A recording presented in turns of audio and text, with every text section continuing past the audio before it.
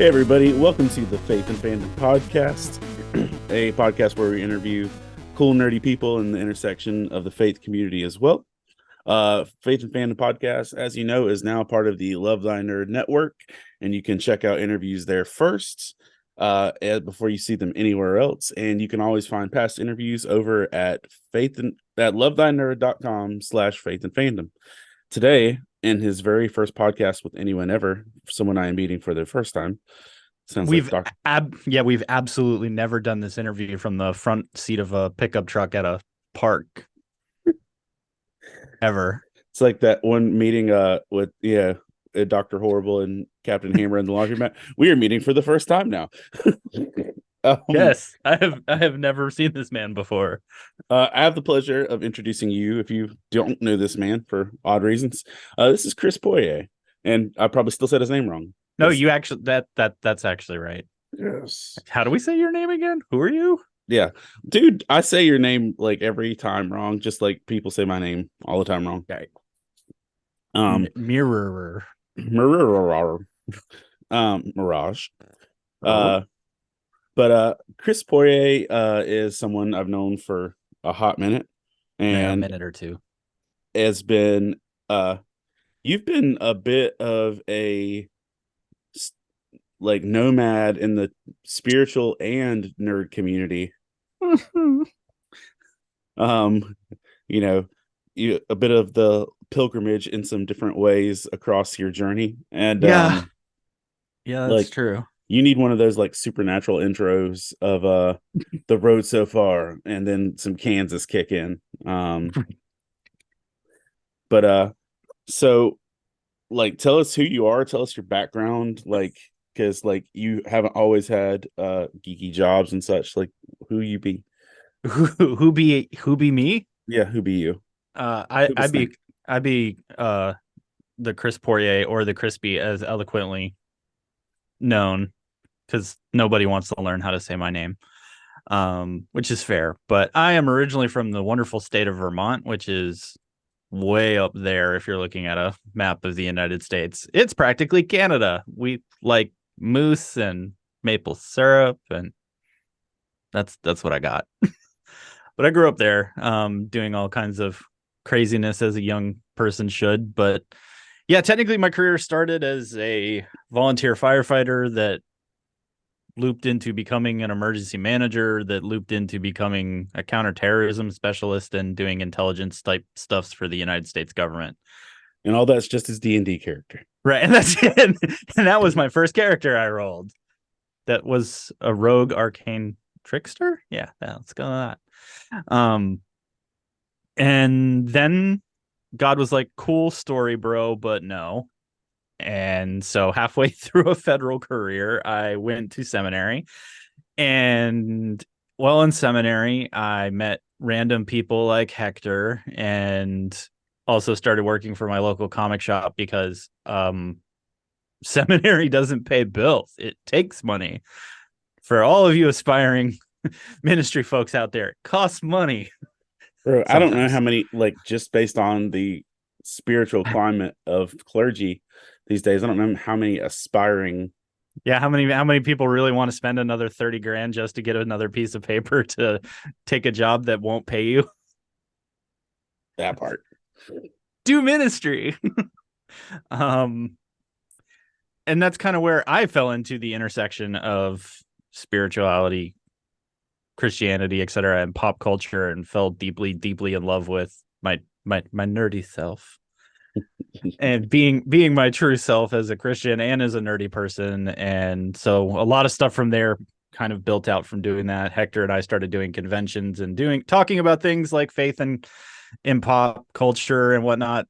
Then he had me on some podcast I've never heard of, from the front seat of my pickup truck at a random park in Benson, North Carolina, near a Waffle House, because those were all of the requirements. Well, we're in the South. You can't go 10 miles without a Waffle House or a Dollar General. I'm in freaking Georgia. No kidding. The joke is, I literally heard this on the radio, because I think October is Preparedness Month or whatever. I should know these things, given my actual background. It's October or September. And someone pointed out, they're like, "What's your family's like meeting place and escape plan?" And people are like, "The closest Waffle House that's open, because it will be." And it's like, it's actually not a bad point. Uh, South of the so border is always mine for a straight up zombie apocalypse. that's true, because if you're gonna go out, that's the backdrop of the movie right there.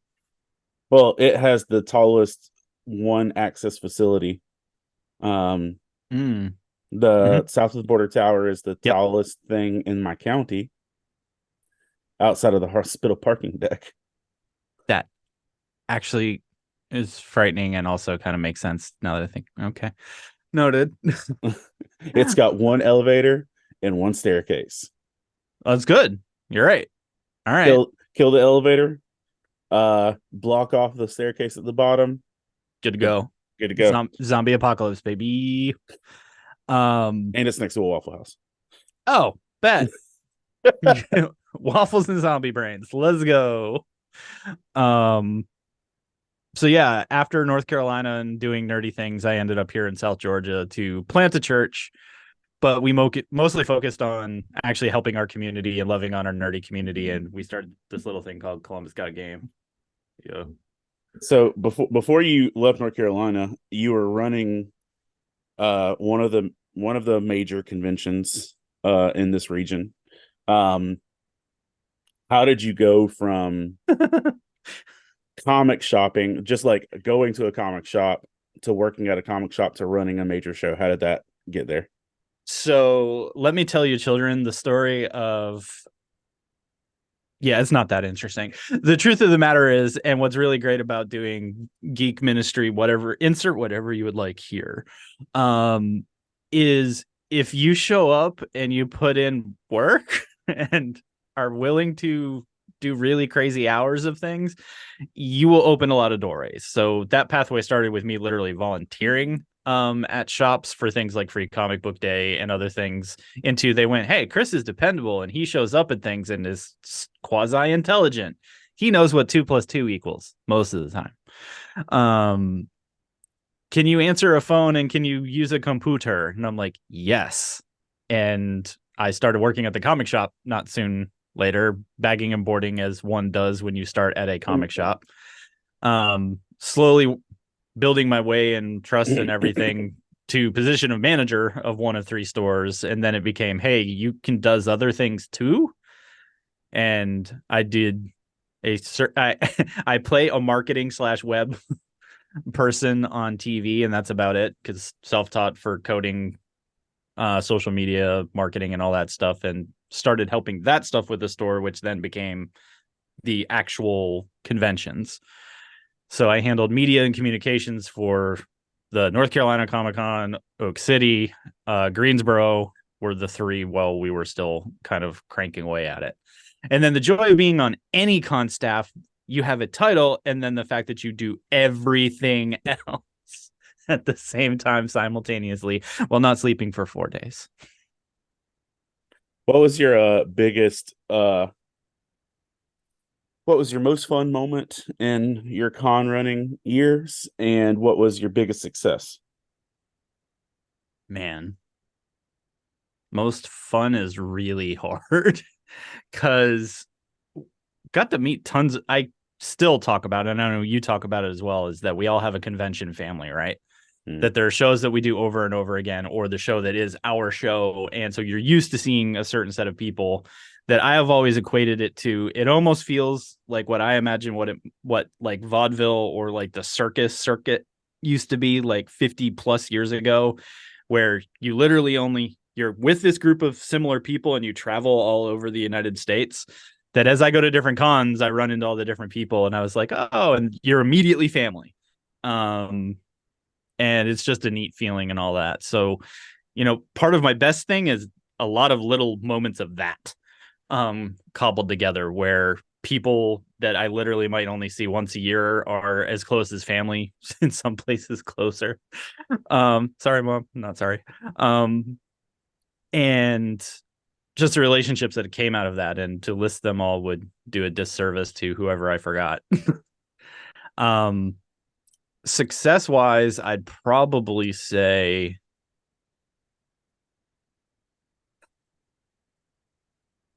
it was the combination of the last Oak City show that I did, which would have been 17 or 2018, I forget, somewhere in there.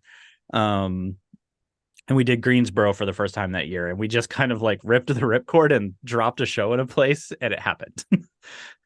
So Greensboro was a really quick put together for the years that we did it, and we changed location in the middle of that show too, which means we had two different primary locations for that show. But we showed up, the show went up, nobody died, and nobody complained. So I usually consider those a win. And the last Oak City, I felt like I had a fair amount of responsibility, and I gained probably a lot of my closest friends that year, just because a lot of things I've focused on at shows is customer service and making sure that people actually enjoy being at your show.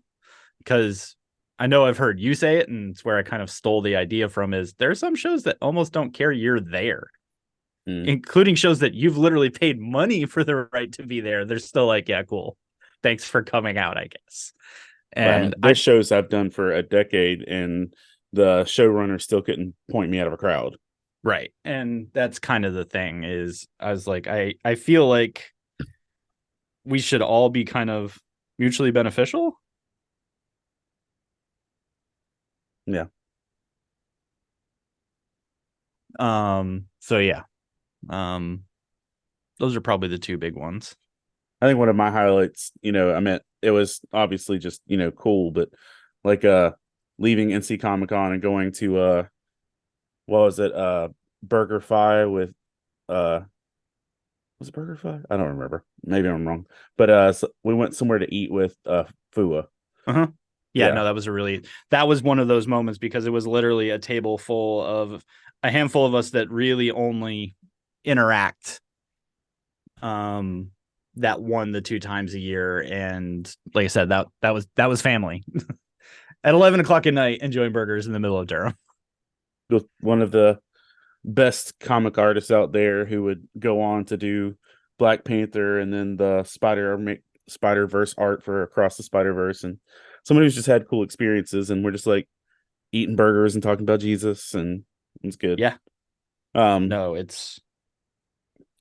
I think that put you in a good place though for ministry aspects, because like a lot of the good contacts we've had for the pull list have been because of your con life. Like we had Afua, we had Tamara Robertson from Mythbusters, we had Kevin Eastman from Ninja Turtles, and Vendetti. Robert Vendetti. Robert Vendetti. Mm-hmm. Yeah. Dude who made some just dope comics, and like all of those because you actually were nice to people and ran a show. So right. What a concept. And there's a few other guys that it's like, I got them a tablecloth and I am good for life to them. That's why I'm like, just be nice to people. what was the Finch lady? Meredith Finch, who did the what was Ruth. her book? Ruth book. What was her other book? The lots of a few different things, but it was like her own creator, own property. It was like 3 books. Oh right, I completely just blanked. I have them. Yes, but if you're gonna hold, I'd rather stand before Jesus and give an account of my life than try and actually list all the comic books I've read. Yep. Wait, what? But with that, I don't think people realize how much of a social and connection piece you actually put into, not just you, but anyone, to run a con. Right. And like a con run well is a big ministry in itself. Yeah. And volunteer coordinators and volunteer ministry at a show can also be a huge piece that actually does things with that. You were serving at a church, and then you got into church planting. How was that transition? Like a 2x4 to the face by choice. I think there's probably 2 or 3 different versions of church planters. There's we haven't planted yet, and the world is so amazing and exciting, and the world is my oyster and wonderful and perfect. And you're lots of energy and excitement. Then somewhere in the first 1 to 3 years, when you realize how unbelievably difficult it is, you feel like you got hit by something really hard, or you ran into an immovable object. And then the other side of that is some combination of understanding that some of these things take considerably longer, or being like, cool, that was fun. I wish I knew a few things before I did that. Yeah, I'm somewhere between those two right now after having launched a church plant and then recently having closed that in favor of doing more ministry, parachurch based ministry through Columbus Got Game and some of our other activities, because I'm in the deep south of South Georgia. There's a church every 3 feet, but there's not many churches that are actually impacting their direct community by, well, as we eloquently say here occasionally, by not being a douche. That our goal is to hopefully be a positive church experience, or running into people that, hey, you guys sound like Jesus people, but you don't sound like the Jesus people that we know around here. And it's like, yeah, that sounds accurate. I had a conversation yesterday with somebody that found me on TikTok, and they were telling me how much they appreciate me now. They literally said, well, I'm glad I didn't let Jesus get in the way. Ooh. Because things that give you pause for a millisecond. Yeah, because my profile just said Jesus or something on it. Like TikTok profiles don't have like a lot of space. Right. And it said, I saw Jesus and that you were in the South, and I was scared. Right. It's like those are, as the kids say, red flag. Well, and that seriously hurt my feelings. Like when it was said at first, and I'm just like, no, I get it. Like, yes. Some people that are like, I don't get it. I'm like, you might meet a few people that will change your opinion eventually. Well, and that's one of the big things in doing anything people related, but especially gospel central people related, is that you're going to shape people's opinion of Jesus, and you're going to shape people's opinion of different things. Yup. So you ended up moving to Georgia to church plant. And before we got to Columbus got game, how was just your church plant experience in Georgia? Like, what's your successes, your failures, your wins? Like, what was that like? Because as a church planter, I got in, I got out. I'm never want to do that again. I'm probably there now. But well, the good news was our philosophy of finding community and then growing the church out of the community was probably the correct answer, which I think if you open 90% of books written on church planting, you're going to see some combination of the words I just uttered. If you open a book on church planting, it's usually by someone who planted a church, hated it, never wanted to plant a church again, so they'd rather write a book about it than do it again. Or they literally were the lightning in a bottle, and they wrote their version of the story, and you read it and you go, that's not hard. And you try to do it and you realize that that's not how this works. Mm-hmm. That I think I had a professor in seminary that even said it so point blank of, if someone in a church planting book tells you they have the answer, they're wrong. That was the optimistic position placed on that, of if you picked up a book and they're like, here's the solution, follow step 1 through 5, they're going to lie to you. Or it literally worked in their one circumstance and it is impossible to duplicate their circumstance anywhere on planet Earth. Can't duplicate what the Spirit creates. Right. And coming to terms with that is really, really complicated. Because you're like, I did the thing. And even if you're like, I'm going to plant an Acts 2 church and everything's great, and you're like, I'm using the Bible. Flack. It's a great guideline. But human beings are hard. So we built out of our community, and basically I invited my D&D group to start studying the Bible with us, and 6 of them said yes. And 6 months later, we baptized 2 of them, and we did it. And then church planting became hard. And Hector's smiling and nodding because that's pretty much how that goes.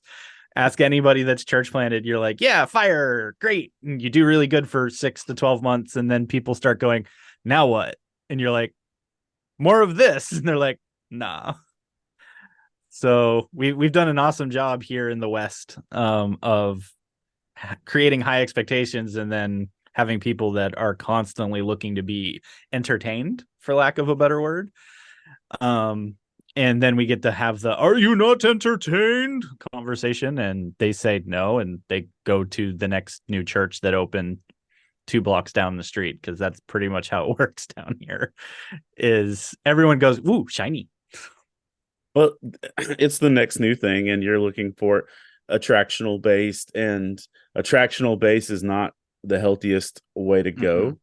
And even with that, I found that not only do people that bounce to a church, like a new church, will go to a church plant or a new church because they think this is going to be something new and sexy. They get there, they go through it, they realize how much work it is, and then they'll go back to a traditional church where they can sit and blend and bounce. Right. It's like, Like, you know what? I sat in this one church for 10 years and no one ever asked me to do anything other than pass a bucket. I'm going back there.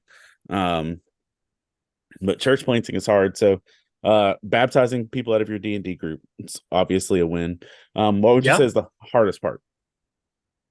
The hardest part, I guess, is exactly that of making stuff stick after 1 years, 2 years, or people just being like, why aren't there 300 people here? And I was like,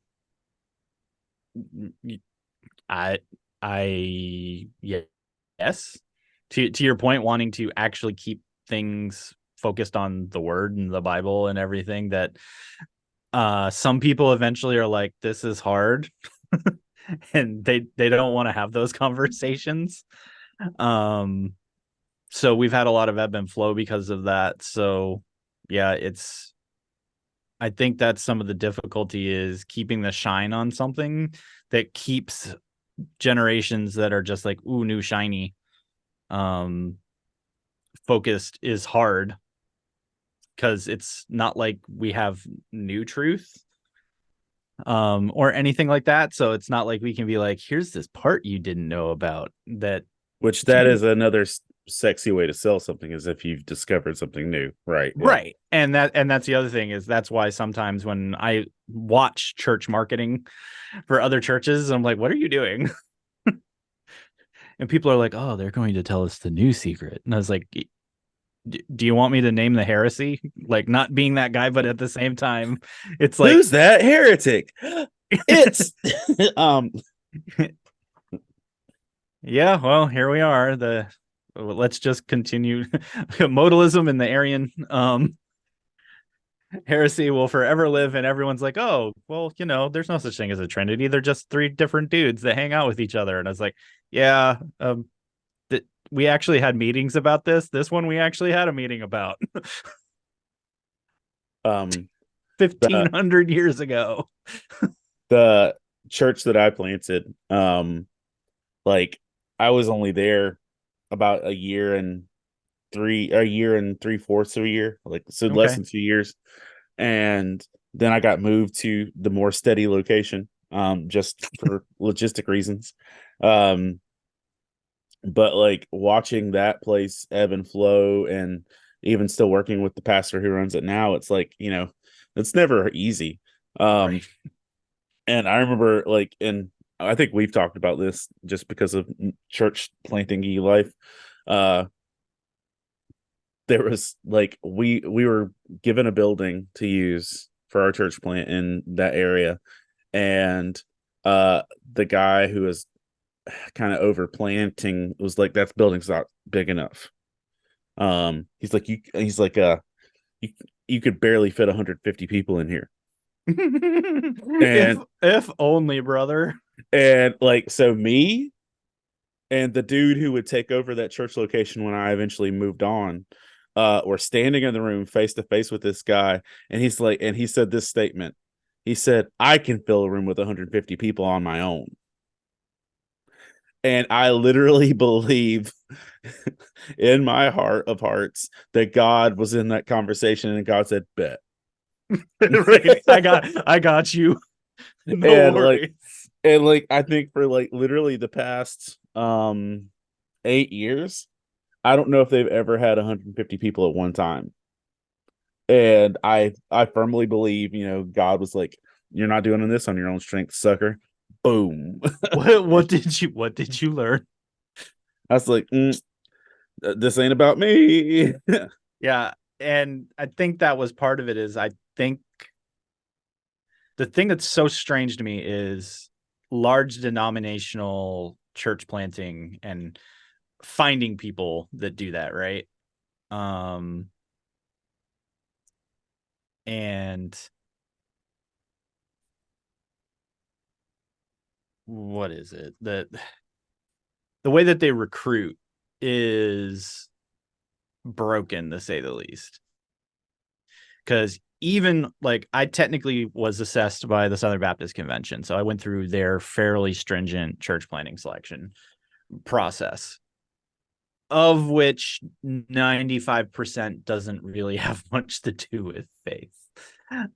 Which is why as I'm going through it, I was like that, because them and a lot of other organizations basically have if you don't get the right outcome on your Myers-Briggs disc insert whatever thing, Enneagram, strength finders, etc., which they make you do like almost all of them, that if you're basically not the right type A type person, You don't have the gift of woo.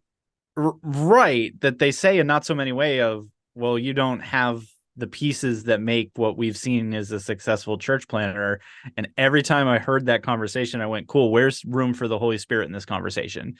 And they stop and they go, and I'm like, because what you just said without saying it is that nobody can be taught at all, because you don't take those things and they go, oh, here's some weaknesses we should work on. It's, yeah, we're probably not going to proceed to put you to the field. And I know that they do this for missionaries too in the SBC, so, and other denominations, because they want to have a way to basically rack and stack potential candidates. But I use this conversation a lot. They don't leave room for the Holy Spirit and people's actual calling, because they'll ask you, do you feel called? And you understand, we hear that conversation as pastors anyway, of tell us how we got here. And then you ask a bunch of human beings to discern whether that is truly a Holy Spirit gifted calling. And it's always weirded me out that you're going to take a bunch of imperfect, broken people to decide whether a calling is truly true or not, and use a bunch of very secular business tools to also then determine success. And it's like, okay, There's more room for the Holy Spirit at a middle school dance than in some church planting. Hey-o. And when you said the thing about the SBC church planting stuff, and there's no knock to the Southern Baptist Convention, just mine sort of was. Yours, you shush, I didn't say that. The all I heard was like Eminem lyrics where where he says, and the FCC won't let me be, or let me be me, so let me be. That's like, I heard that with the SBC, and for you, like, and the SBC won't let me be. And that's kind of true. My fun seminary story, my last year I was writing for the Great Commission Center at Southeastern, and they approached me and asked me if I would write on faith and society, and I'm like, dope, absolutely, let me introduce you to some cool nerdery that I want you to write about. They're like, no, we want you to write about what it was like being a Fed and being a Christian. I'm like, nah. They're like, what? They're like, it'd be an interesting story. I'm like, I'll save you the ink and the time. I was like, do you know what it's like being a Fed and a Christian? They're like, no. And I'm like, pretty freaking hard, because you could lose your job at lunch if you hold a Bible study and the wrong person takes it the wrong way. Which is unfortunately a lot of people. So do you have the freedom to do that? Yes. But there are very strange rules when you're a Fed, and you hold up your right hand to defend the Constitution, and then usually sacrifice a couple of those rights yourself in doing so. So Anyone that served in the military gets that.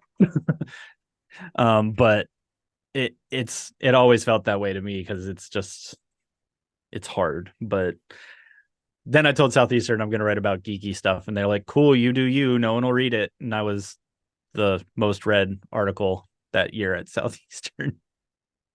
Ooh, ooh. I was like, "Hey, that's your flex." The seminary nerds that's thought my you were seminary flex." Yeah. So you went from church planting in Georgia, and out of that came the offshoot of Columbus Got Game and what that is. So tell me what Columbus Got Game is, what the heart of it was, what the heart of it is, etc. Yeah. So as I said, when we got here, as a church planner and a former intelligence officer, which always sounds weird, I always look at a community and I'm looking for needs. Are you the Christian nerd community's Tom King? Shh.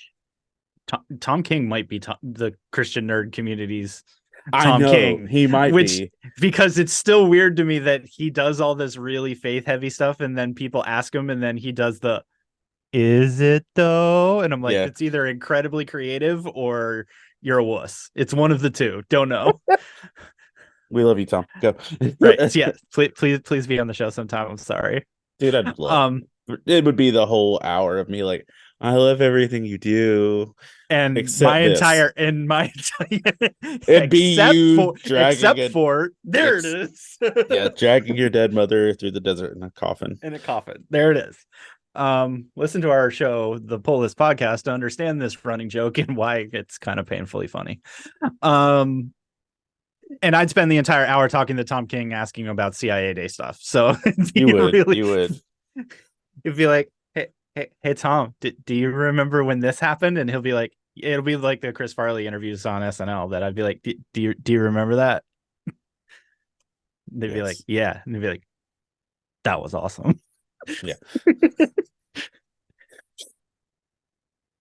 Because I'm still an intelligence nerd. So, but yeah, what that means is when I look at a community, I want to see where there are difficulties, problems, and things that I can potentially assist in.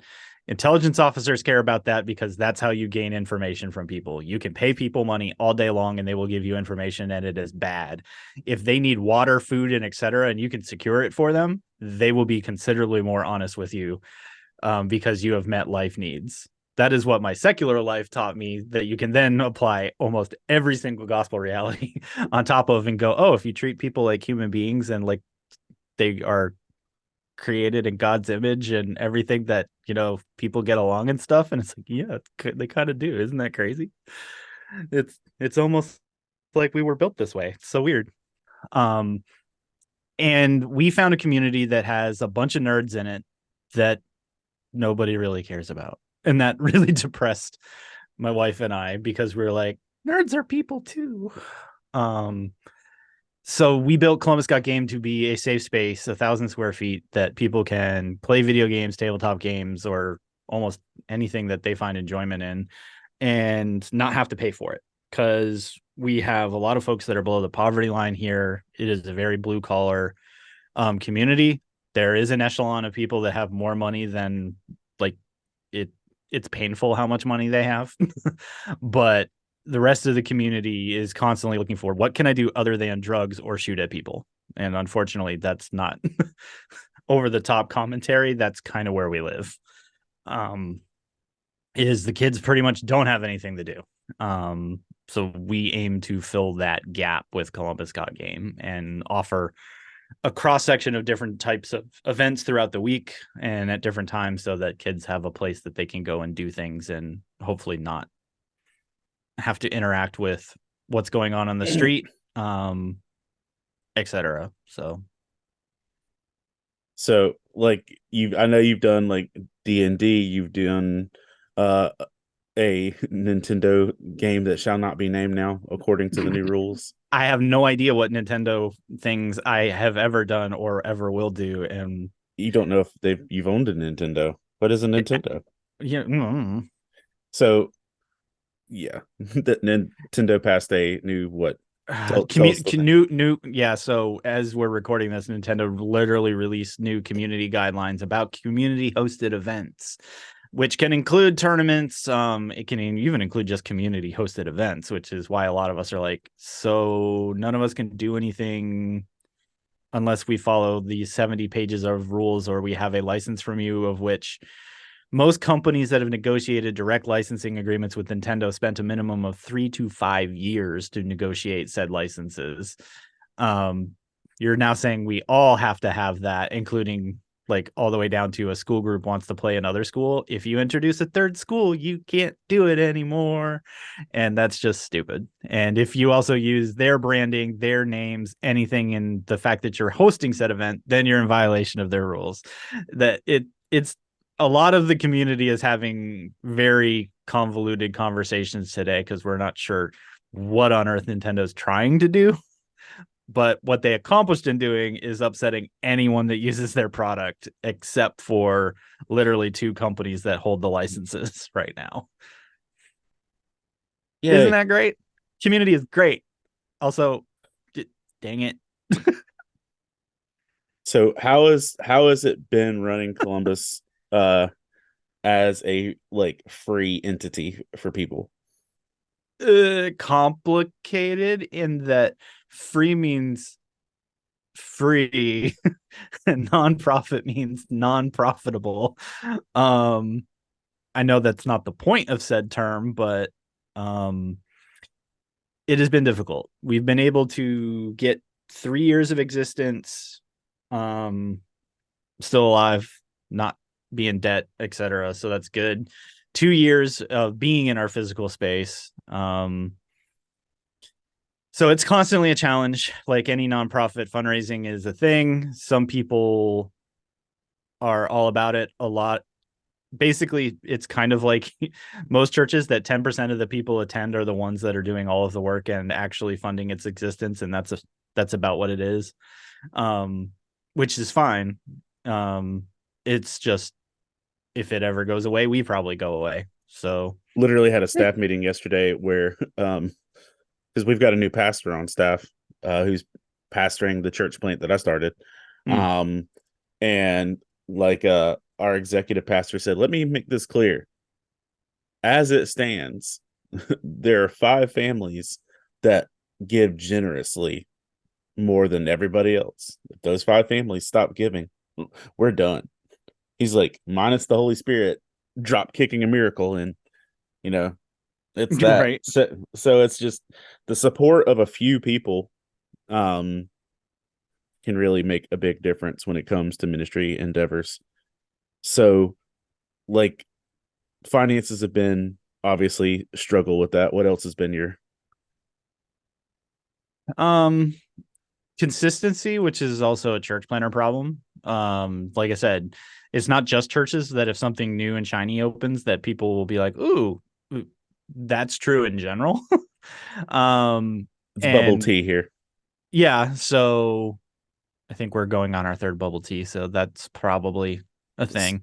So there was one bubble tea spot in Fayetteville called LOLT. And then there were like the mall ones, and nobody counted the mall ones because they were not good. A second place opened within 1 year of the second bubble tea place opening. Just in the last 6 months, we've had 9 bubble tea places open across Fayetteville. I don't live in Fayetteville, but that's where I go for comics. But like literally, I've got a route where I drive from one side of Fayetteville to the other, and I will pass 9 different new bubble tea establishments. But Shiny Happy isn't exclusive. So yeah, you had other people that had ideas like you. So a for-profit entity came into town, which literally is place-based, but you have to pay by the hour or by the event, etc. So there was some of that. Honestly, our 2 communities kind of balanced out because people that want to pay for it are good, and people that don't want to pay for it are not going to pay for it. And so that happened. We also did a lot of events with the local parks and rec, which gave us, an increase. So we're finding that where we partner, we could do more and more people do things. But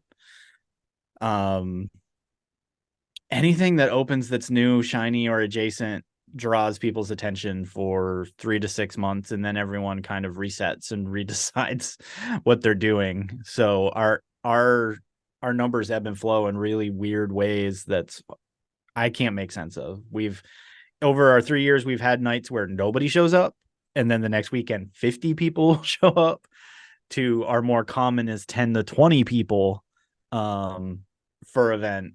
I can't tell you which night that's going to be on any given day. That's probably one of our bigger challenges is I can't tell you whether I'm going to have too many people and not enough people to even, because if we're doing D&D or things like that, if 50 people show up, it's like, hi. I need 6 DMs and I've got 1. So some of that's been the challenge is volunteers that want to be consistent, because that's the other thing. I know it seems weird, but if I say that we play D&D every Monday night, I kind of hope people will show up every Monday night, especially my volunteers. And sometimes we've had a lot of folks that's really great, and then we've had others that I can't set a schedule. And I know it's shocking. A set schedule for D&D is a unicorn, and we cancel because we have to. It's the joys of it for sure. What game or property or experience has surprised you by how much it got traction?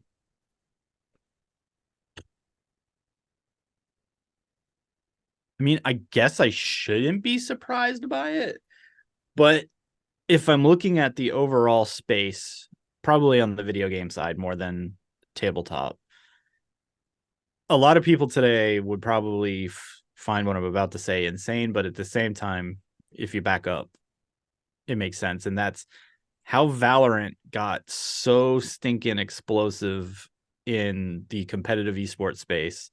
Makes sense for the type of game it is, but the fact that a shooter came out of a company that makes battle arenas and that it didn't suck, I think actually shocked all of us. That it is in the process of unseating it. Riot's in the process of unseating itself as the top of the esport pyramid. In League of Legends is slowly dying and Valorant is taking its place. That there are not many companies that are going to succeed at literally replacing themselves in an entirely different genre of Sounds games. like discipleship. Yeah, right. And it's so wild to watch, because they're the two major worldwide competitive things. And just to make everybody's head hurt, Riot's been figuring out that also the way that they build community and get people interested in their product is that the world that all of their stuff takes place in is shared, which means all the lore is shared. So with all of your characters from League and all of your characters from Valorant, and they have a fighting game coming out that looks promising that they're hoping to introduce into the space as well. Again, all the characters, like anyone that is functioning inside Riot's universe knows who these people are and how they all interact. And that's just insane. That and Riot also literally produces 2 to 3 songs a year for their major events, and whoever runs that division is freaking gold. If you're into that K-pop scene / anything else, literally just go look up Riot's world songs from the past decade, and that list is a banger. Like, I'm not even hiding that I listen to K-pop and other random EDM adjacent stuff, and that's a good hype mix. and that they do really cool videos that are based in their world for all of them, because they're designed to be basically major tournament kickoff events. And that company was nobody 10 years ago. They were just, everyone's like, cool, League of Legends takes a really long time to play, and there's how many characters? To it's being played all the way down to middle school level competitively and across the world. and that people that compete in that space at a high tier are making more money than professional golfers. That's the best way that I can make those comparisons for people, because people are like, so how does the pro esport thing work? And I'm like, they're golfers for all intents and purposes. Their money pots are very similar, and they get paid to wear sunglasses, hats, and t-shirts. But yeah, I did not expect Valorant to be what it is today. So, what would you say is your biggest wins to come out of Columbus Cut Game? I think the biggest thing that we found is that we can do just about anything in Columbus, Georgia, if we apply the correct amount of physical and mental pressure to things. That we can help, and we can find the right partners to do just about anything here. And we helped start a second nonprofit that focuses on street hockey and ball hockey, which has almost nothing to do with nerdy stuff, but is over here doing other things, so that we could reach other kids that might not play video games but need something to do. So we just got together and went, can we do this? And we did. It took us less than 3 months to launch that organization and start holding events. So a big win for us is we are now part of this community, that people know that I'm the nerd pastor, or that I'm the guy that does really like video game based stuff or other things here in town, that if any of those words get uttered, they're like, are you talking to Chris? Like, I've heard back from other people that are like, I got Shadow introduced to you by people that I'm not sure you even know who they are, but they know who you are. And I'm like, I don't know if that's creepy or good. And then just realizing that a lot of our stuff, the thing that I've constantly received over the years, but we hear a lot here, is you're not like the rest of them. And I used to take offense to that, but then after having met a lot of the rest of them over the last 5 to 10 years, I'm starting to understand that what God has done is placed me in very weird, strange places to be the normal person. I'm starting to take offense to the number of people that call me not weird in a space that's really weird. But what they say when they mean that is they don't expect to get beat to death by someone holding a Bible or screamed at or whatever. And we just have provided opportunities for people to ask questions. The number of people I've run into over the last 3 years here that are like, pastors don't let us ask questions, that I'm like, that's dumb.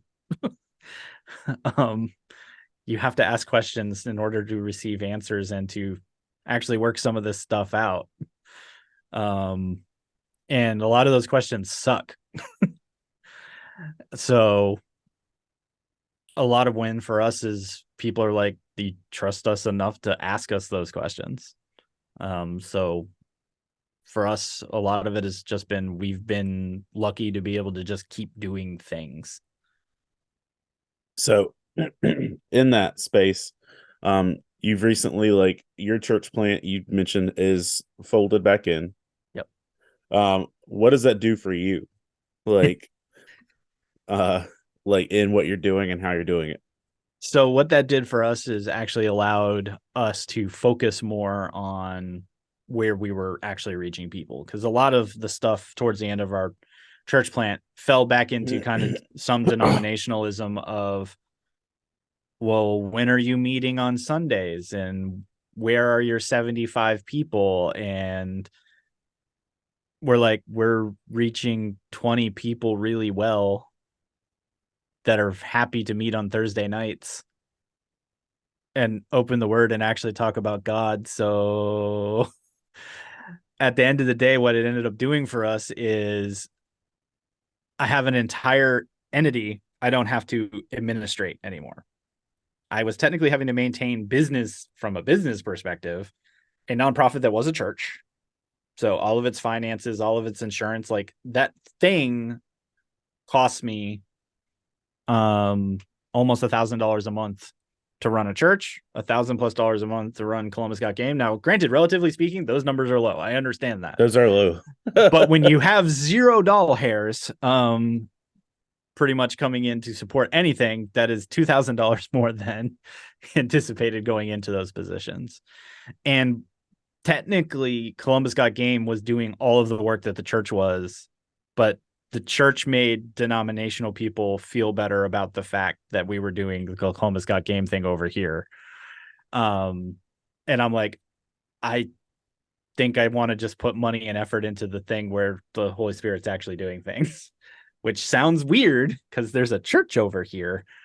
But that was our reality. Was our church technically was Columbus Got Game and vice versa. And frankly, I didn't start there because I had a bunch of mentors and friends from seminary that are like, you don't build a nerd church. You just don't. And I made the mistake of believing them for about 5+ years. And now I'm staring at people going, because they're like, oh, you'll never find enough people to do that. And I'm starting to look at my community now and go, if I'd opened a nerd church, I'd probably have 100 people today, which is like mind blowing to me in retrospect. So what all of this has done is actually functioned as more than likely a Holy Spirit led educational process of, nah, you was right. And you were hearing the right voice, but then you did the thing because I like the intelligence guy in me likes cold hard facts and numbers and paths and everything. And I had people that I trusted that are like, yeah, don't do that. That doesn't work. And what they meant was, I don't understand this. It's weird. So therefore it won't work. And there's a huge difference, right? Because I catch myself doing that a lot. Like, because granted, I trust you to actually be responsible and listen and to God. I, I deal with a lot of people who are just making terrible life choices, right, right. And so it's just like me telling them, don't do this. Yeah, like, don't know. Like, please don't. But like, that learning to actually discern the spirit versus even what other people consider wisdom is hard, because like, just because it doesn't make sense. What was it? I'm pretty sure I'm going to attribute it to John Acuff. But it's anybody could have said it, that when the Holy Spirit called you, it wasn't a conference call. Right. Yeah, right. That's good. Right, because that's why when people ask me, I've since changed a bit. I think as I realized what my purpose was becoming, or I was being prepared for, that I tell people I'm in geek ministry. I don't even pull that punch anymore. And that, because that opens a conversation for what on earth do you mean? But B, it also is right. And it's like, because technically we're called to all the nations, all the people, all the things. And well, who's our guy, or who's our crowd? And, from meeting guys like you and guys like Mike Perna and all the other folks through LTN and even Geeks Under Grace, and like, again, on and on and on, is we're not alone, but we're still few that are occupying this space. And the thing I get a lot of, and especially I've been having this conversation more and more lately, is a generation of younger kids that are just like, I go to your church. You're not weird. You don't sound crazy. And I'm like, no, but just to be clear, some of the things that you think are crazy, I probably agree with. So don't separate. It's just, you've had a bad experience, and I respect that. And I definitely am empathetic about that. I was like, but that means now we can hopefully get down and have a difficult conversation, which, hey, we might still disagree about at the end of the day, but it's cool for you to hang out and keep asking questions is my main thing. Because I think the biggest disservice we as Big C Christian church, especially in the West, don't do well is whenever somebody looks different, feels different, does things different, etc., we're just like, you go stand in corner. Don't ask those questions. We don't do that here, or you don't belong here is like the entry point to that conversation, period. Right? I'll have the hard conversation at the end of the day, but people who are seeking are not going to show up on day one and get it. I usually find I have more problems with people who think they've already got it all. Right. And yeah. It's like, oh, okay. There's like one dude in my theological community, pastoral community, who is very, he thinks he's Spurgeon. I do think, like he tries to carry big Spurgeon energy, and like I was talking to, he's got a big Spurgeon beard though, right? Yeah. Okay, just checking. And I had mentioned something about he was crapping on a bunch of churches that were making a similar decision. And I said, I really do think this falls into a Romans 14 category. And, you know, Romans 14 is discernment over like what makes you stumble, et cetera, et cetera. He's like, Romans 14 is just about eating meat. I'm like, what? He's like, it's just about eating meat, nothing else. And I'm like, and I sent him to Jim Halpert, like, me. Right. But it's just like, and so like I found myself like judging that dude more than I've judging anybody on the other community end of things, but it's hard. People are like, what's it like being a pastor? It's like that. I saw this dude at the Switchfoot concert, and I'm like, it's that. Don't you come over here with your bad theology. You stay over there. Hey, you guys, stay with deal. And I'm like, I'm a douche. But Jesus wept. And I'll say this, like even when you were telling me like your original plans for all this, like I hope I was a supportive spirit. And I mean, technically, even telling me I'm crazy is supportive in some way. Yeah, I didn't say you were crazy, did I? No, I hope not. Not that I recall. Okay, good. But I'll say this, like, I mean, it took a lot more like spirit alliance on you to do what you did than like a lot of what I do, because like I do little bursts of I'm gonna go out here and come back home, and if I lost $400, wham. I know. Oh no. That adds up. But like to just go out there and say, hey, I'm gonna put all my eggs in this basket, that's a bold step, dude. Yeah. We do have that conversation occasionally with folks that, I mean, technically it all was. And that's why once we got here to, okay, this is going to cost us money that we have, but we also don't have, that we spent it. Because even coming out of government and into ministry, I guess I just got used to being literally called crazy, because I was to my face by multiple people. When I resigned my federal career to go into ministry, they're like, I'm sorry, not just crazy. One person called me stupid to my face. Because I was leaving a 6-figure job that was going to become a more than 6-figure job, but in a place that buys you a tin can and 600 square feet to live in. And so it's like, it literally became am I living? Like, your definition of living is working 13 hours a day, commuting 4 hours a day, do the math on what's left sleeping, and making $150,000 a year that you don't see any of because you're working 13 hours a day and paying for a house that you never see. And we were just like, what's the point? And I constantly tell people this in the story in general of what I clearly was hearing the Holy Spirit say is, you're doing good, but are you doing the good? And what I mean by that is, especially in our culture, we're taught a lot about, well, feed the homeless and do this fundraiser for whatever. And those are all good things. They're like, don't misunderstand me, but in the same context of of the reality of the gospel of Jesus Christ. It's like you could do that thing, and as a Christian, you can be like, here's your piece of bread. Yay, you're fed for the day. And if you don't give them the bread of life and talk about who Jesus truly is, that person's still going to hell. And I get that that conversation sucks for a lot of people, and that's why a lot of Christians don't get a lot of hugs and Christmas cards. Because we start there in the conversation. But so I was doing lots of good.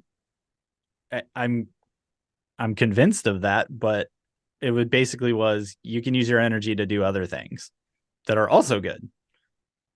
And the trade-off is that does not come with a paycheck.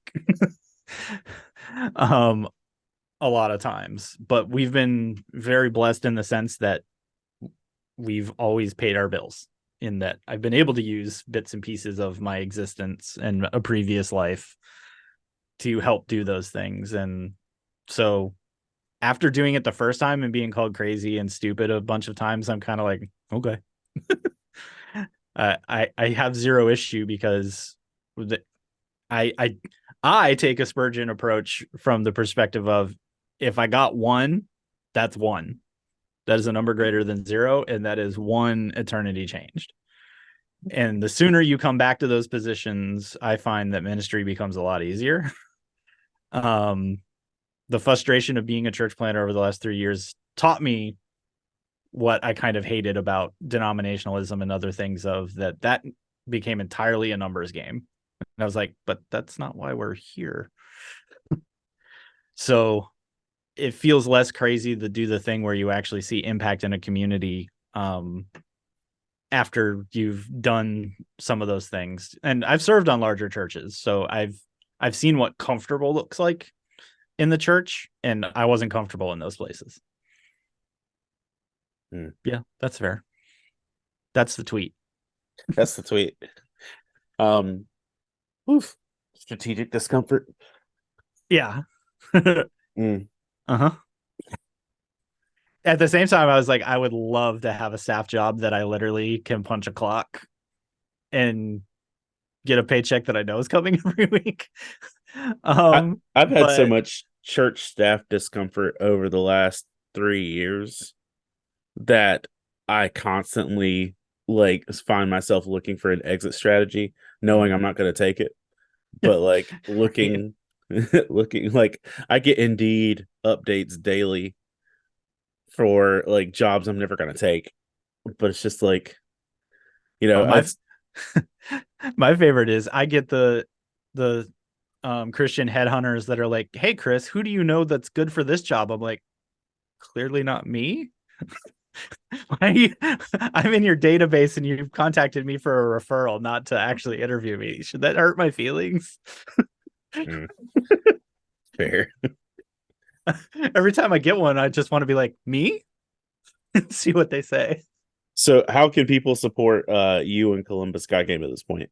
Gotgamega.com is our website. Finances are a thing, so we're always looking for partners. We do have a small handful of folks that pick up what we're putting down, understand our approach and how it's different, but that we are having an impact on our local community. It's not me just playing a bunch of games with my friends. A lot of those people are now friends, which is cool, and I dig that. But we've been very lucky and blessed to create a community that is also multicultural, which means they don't all look like this pasty white kid. That we are reaching the people across socioeconomic barriers and cultural barriers across our community, that our community and culture is video games or tabletop games, and that's what brings us together. And so if you're into that and you want to see more of that, that's kind of, you can donate there. We're a 501c3, so it's for your taxes. And 100% of that goes into us keeping the lights on and doing things. I don't pull a salary from any of the work that I do there. We find that Columbus Got Game is too important for me to worry about. Like, the floodgates open up, we will readdress that, because everyone tells me I should never say what I just said as a nonprofit owner. Always pay yourself. And I'm like, cool, but if I have to choose between us existing and not existing, it's always going to be, it goes towards us existing so that those kids have a place.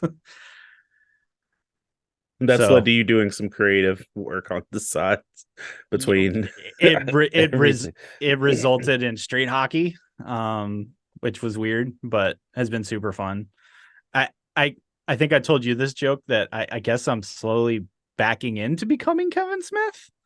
Yes. I just need to start.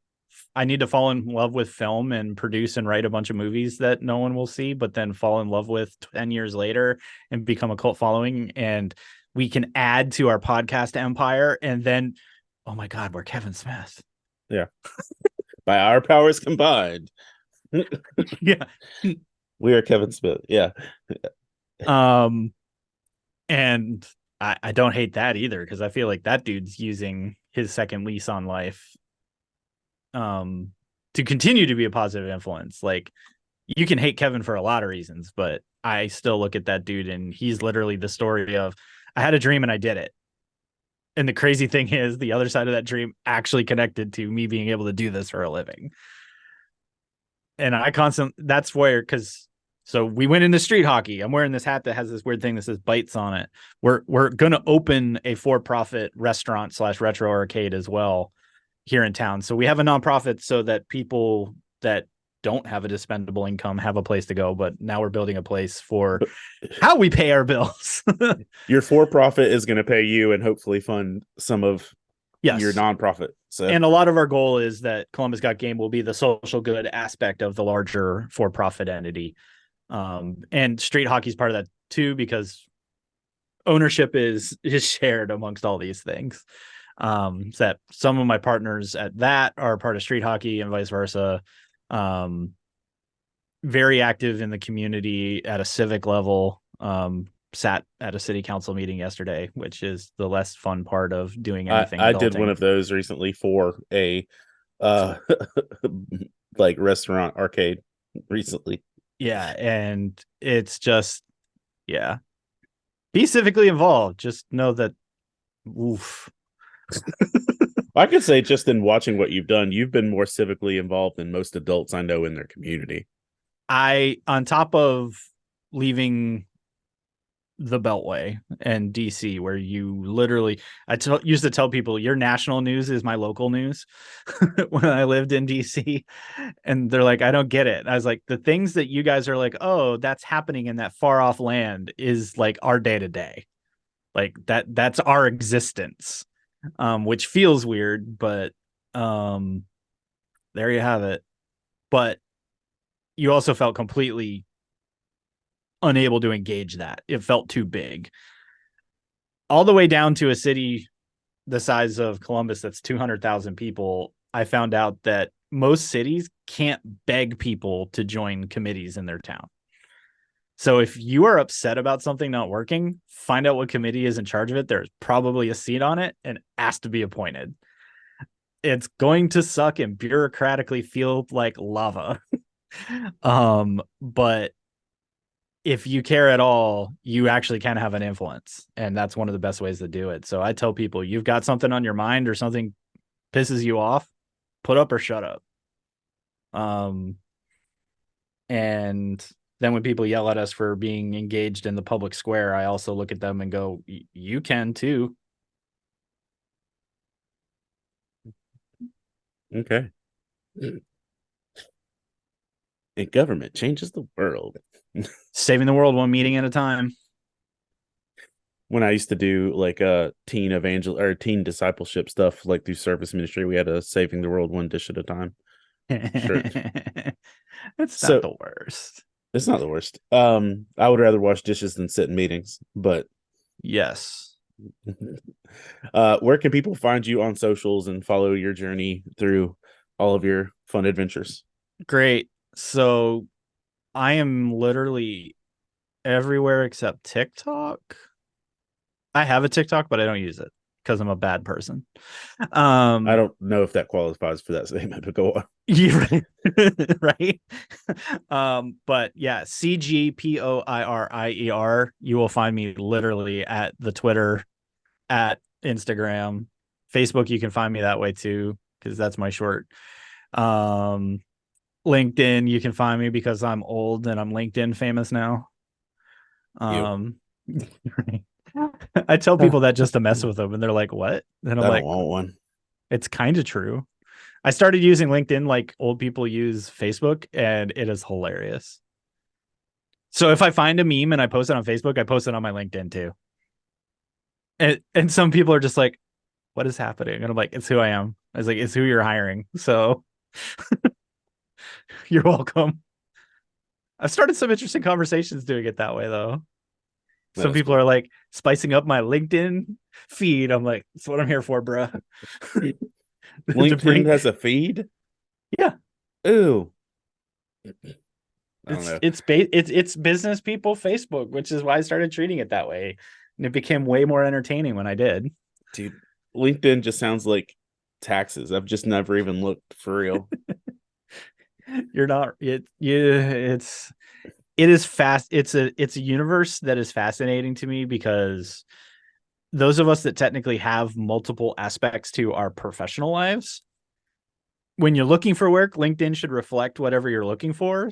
So my cross section of followers and people that I know on LinkedIn are firefighters, cops, intelligence professionals, pastors, comic book writers and publishers, game publishers and writers, esport professionals, esport commentators. And it's just like half of these people see each other in the feed and I think look at each other and go, why are you here? It's that meme from Umbrella Academy of them driving by each other slowly. Like, right. It's like, what's happening here? Well, Chris, thank you for joining us here today. Folks, check out his socials, check out his website, check out the stuff he's doing, and buy some merch or support if you feel so led. And, you know, I have to say this, that Chris has been one of the biggest supporters of Faith and Fandom for the bulk of Faith and Fandom's existence. Like day one Patreon supporters, and shared my booth with me and adventured with me and many things across the journey. And I can say that your presence in the con circuit makes the con circuit better. Aww. And it's greatly missed. I miss it. It's greatly missed. I have a handful of friends that are like, would you open a comic book store if you could? And I'm like, yeah, could. Therein the problem lies. Convention, that might happen in the next 5 years. Yeah. I did my one convention. I'm done now forever. This was fun. I'm out. Yep. Peace. Leave them wanting more. But yeah, thank you for joining with us. Again, you can find Faith and Fandom on the Love Thy Nerd podcast network over at faithandfandom.com/ nope, wrong. Said words backwards. Yeah, what are you gonna do now? lovethynerd.com/faith and fandom.